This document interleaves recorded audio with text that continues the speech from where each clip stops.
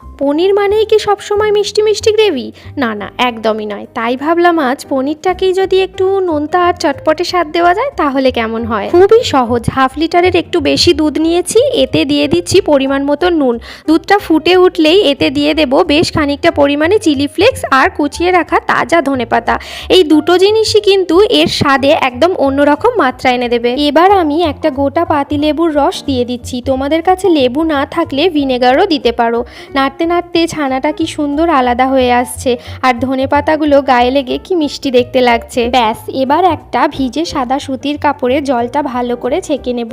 তারপর জলটা একটু ঝরিয়ে একটা ভারী কিছু চাপা দিয়ে রেখে দেব। পনিরটা যাতে একদম সুন্দরভাবে সেট হয়ে যায় তার জন্য এটাকে আমি 1 ঘন্টা ফ্রিজে রেস্টে রেখে দিয়েছিলাম। দেখলে তো, বাড়িতেই তৈরি হয়ে গেল জিভে জল আনা চটপটে পনির। এটা তোমরা সালাডেও দিতে পারো বা এমনিও খেতে পারো।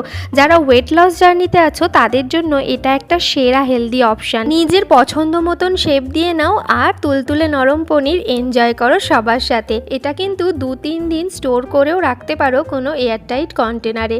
আজ তবে আসি, দেখা হবে আবার কোনো ভিডিওতে। টাটা।